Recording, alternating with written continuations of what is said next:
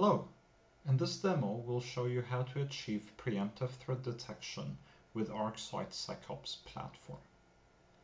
In the demo, we will simulate a real-life attack where an attacker is trying to infiltrate the network, and we will show you how ArcSight real-time correlation engine detects that attack, and later we're going to show you how our Respond platform, our SOAR offering for ArcSight, can help you automate the responses against that attack, and at the same time we will show you how the platform reduces the burden on your security operations center team so it automates many of the repetitive tasks that they have to do when looking at any attack or cyber threat that's facing your network.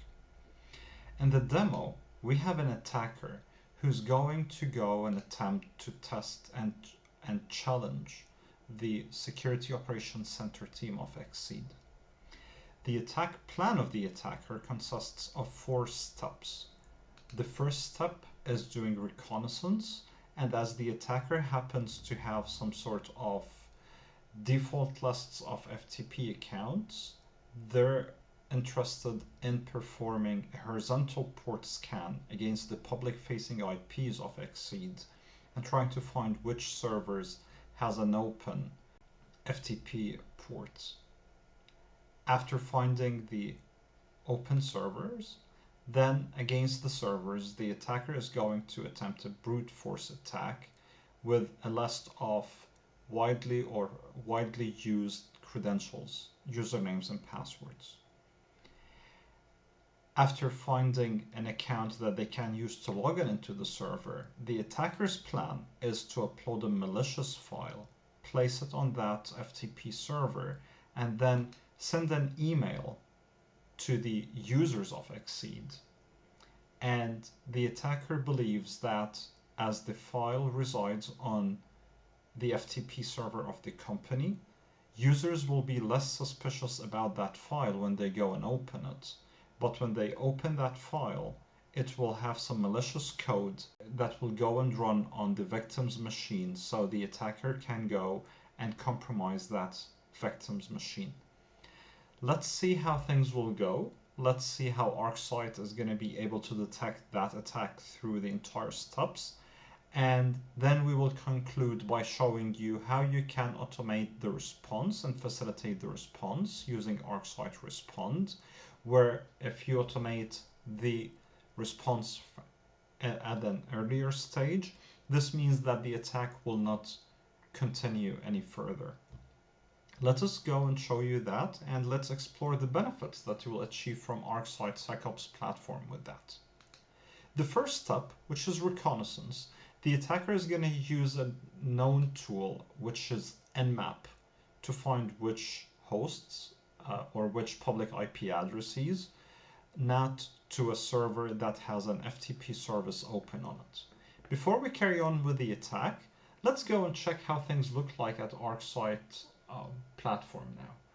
Now if I look at this, I can see that no correlation rules have been triggered, but I can see at the same time that my firewall is not showing any activities that are happening.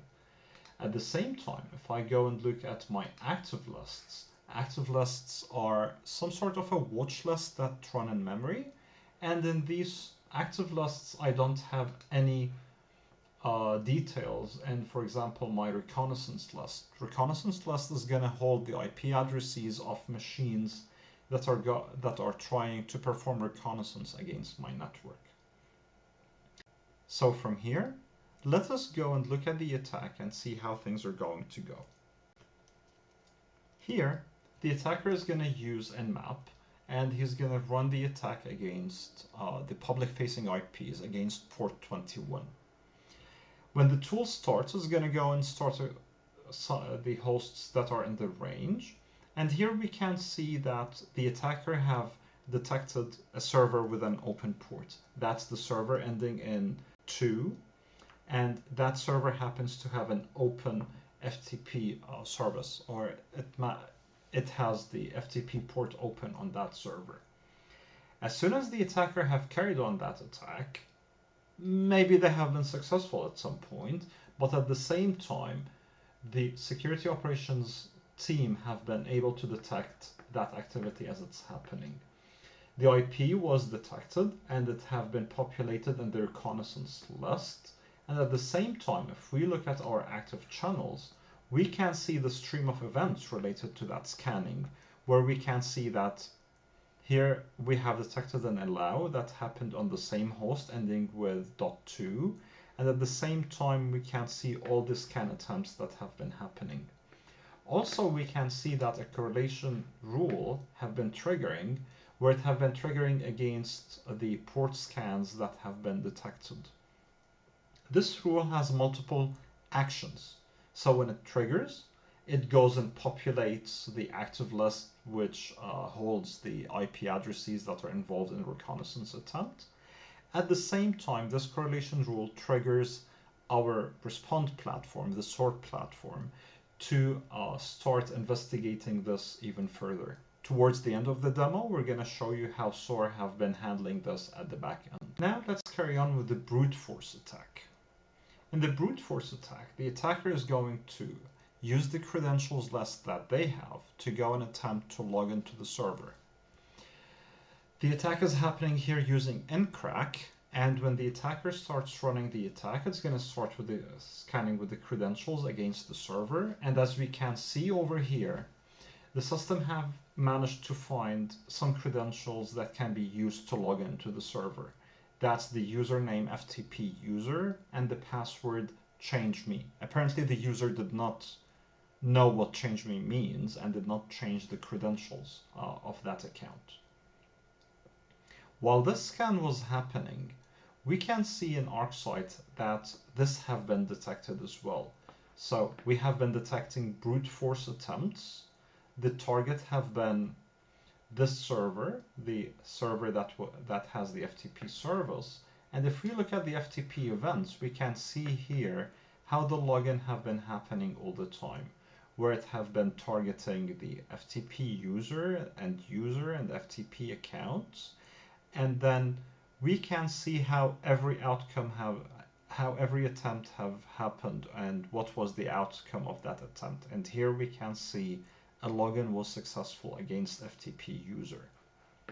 At the same time as this was happening, the system have been looking into the active lists, and as we already have this IP, and as we've been looking at what activities that IP have been doing, as it's now on our watch list, we can see that we have multiple activities happening, and we have included these target user accounts and the brute force targets. So now we're being overcautious against these accounts, and we're trying to monitor every login attempt that's happening against these accounts. As we're trying to look at this and as we're trying to monitor this, as the attacker now have found some credentials that they can use to log into the server, their next step is going to be attempting to upload the malicious file. So let's go and check how this is going to happen, or let's go and check how when the attacker is going to upload the file, that upload attempt is going to be detected by the system. If we look at the malicious file upload attempt that's happening over here, what the user or the attacker is going to do is to connect using FTP to the target server, and then with the credentials that were known to the user after connecting to the server, that attacker is going to log in with those credentials. Being able to log in with those credentials, the attacker is going to move next by uploading this file that you can see over here, which they're calling newyearnewsletter.pdf. Then the attacker is logging off that server. As that's happening, let's see what this team have been able to see on the security operations platform on ArcSight. Here, if we go and look at the channels, back to the active channels, we can see that some events have been happening over here and some activities have been happening over here. So for example, if we look at the FTP events, we can see that the brute force attempt have been detected, and then we can see that we have detected a successful login on a brute force target. That successful login have been followed by the transfer of file and then the user logging off that system. All of this have been detected. All of this, the system have been seeing it, and it have triggered the correlation rules against it. And those correlation rules have done multiple things. One of the things that was, or actions that were triggered by this correlation rule is that it have included this username and the compromised accounts list. At the same time, as this is the IP address that was involved in logging into the system, that IP address have been included in the infiltrators list. So now it's not only that we have detected the attempt, but we have also detected the indicators of compromise related to it. This attack have even gone further. That attack have uploaded that file, and that file happens to be containing malicious contents. Okay, so now we have seen everything. We have seen how the system have been detecting things all the time and how it have been populating lists, active lists, which provide watch list services, so you can use them as a part of future correlation rules, or you can use them as a part of further detections. And at the same time, all these events have been populating in our active channels, so we have been detecting these activities all the time. Let's look at how the system have been handling these events as they're happening and how it have been responding to these activities. So I'm going to go back here to the dashboards or to the main view of ArcSight Fusion, the common user interface for ArcSight system. And then I'm going to go to Respond, our SOAR component of the ArcSight SecOps platform. As we go over here, we can see that the system have been detecting these activities all the time as they have been communicated down to the SOAR platform. And from here, let's look at the first attempt, which is the horizontal port scan. The system have received those alerts. While these have been separate alerts, the system have consolidated them into one big case or one big incident to be looked at, which is very good, which helps us understand the severity of this attack. And at the same time, it reduces the burden on the security analyst. So the security analyst from a single view can see everything without having to go and navigate through multiple cases just to go and find that they are all related to each other. The row events related to this activity are all listed here, so the security analyst can see all the details. At the same time, we can see that the system have picked the IP address, performed auto-enrichment against the threat intelligence platform, and is providing us with all that information. The nodes in red are the offenders, and here we can see that it's not only an IP address that the system have detected, but it also have enriched with additional information about this node, and now we have more details about this node. Here we have the details, including all the IP addresses that were victims of this reconnaissance attempt. Blue are the targets of the attack, or the systems that are falling victim of this specific activity. Here we can see all the details related to the events, and as well we can see all the actions, like the enrichments the system have done, or in case we have automated any actions, the actions that the system have automatically taken over here. These are good findings by themselves. The reputation of the IP address gives us more details about what happens. The security analyst from here can go and click on actions and take an action here against the firewall, which is to go and block this IP address, which is the offender IP address. The security analyst can go and take this action created to make the system run it. As well, you can code your playbooks in the SOAR platform, so it can go and perform this action automatically without the intervention of the security analyst.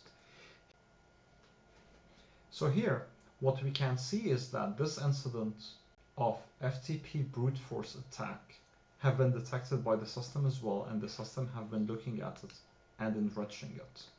The victim is 10.10.100.2, which was one of the targets of the horizontal port scan, that the incident that we have looked into earlier. At the same time, we can see more details related to which machines were victims of, or which users have been victims of that attack, like we can see over here.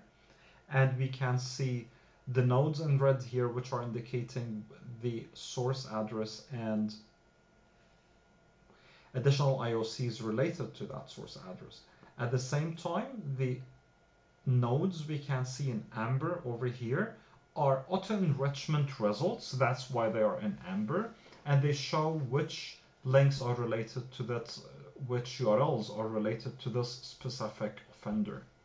So from here, we can see that the system have done the enrichment, have been looking through everything, and it have been detecting these activities and have been auto-enriching them. At the same time,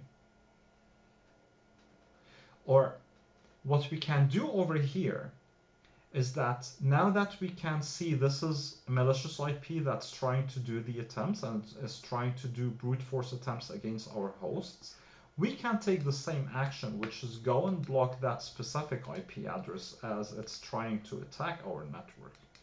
At the same time, now we have done this, and also what we can do is to go and take this IP address, which is the victim machine IP address, and we can isolate it from the network by the means of taking it into a separate VLAN, so we can escalate this case to our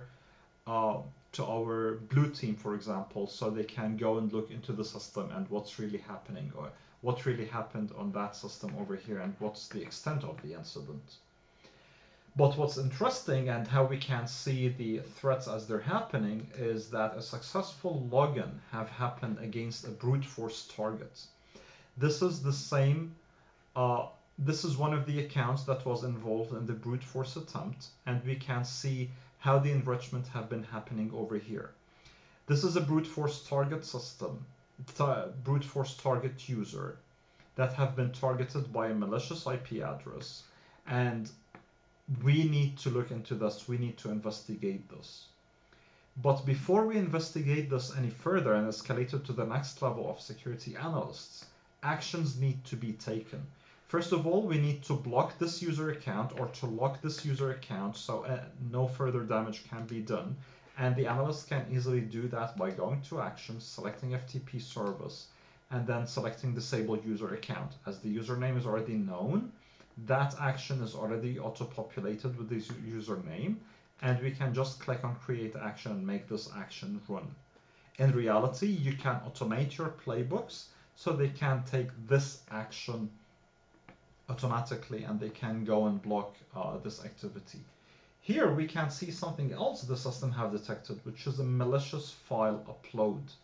That malicious file upload have been detected. The user involved with it appears to be our victim user, and at the same time it's targeting the system that we have over here, which was the target of the malicious attempt.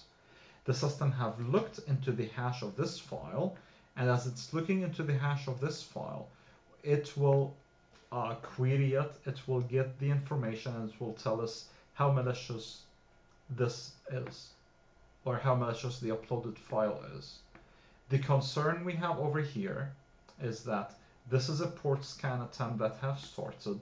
It was followed by brute force attempt, which have managed to compromise an account, and then that account was logged in, was used to log into the FTP server, and then a malicious file was detected on the system. All these enrichments have been done. All of these actions have been detected by the system as they were running and as they were happening. Actions can be automated, so you can automate the block at this step, or you can lock the accounts at this step, so no damage can happen any further. This is how we help you preemptively detect the threats. This is how we can help you disrupt the attack as early as possible. Here we have shown you how we can address this on multiple stages, but we hope that you will make the decision that you will leverage our technology, and you will leverage the capabilities of ArcSight so you can stop these attacks as early as possible, so you would stop them at the first stage before they go any further. Thank you for being with us. Thanks for watching this demo. I hope it was useful for you. Have a good day.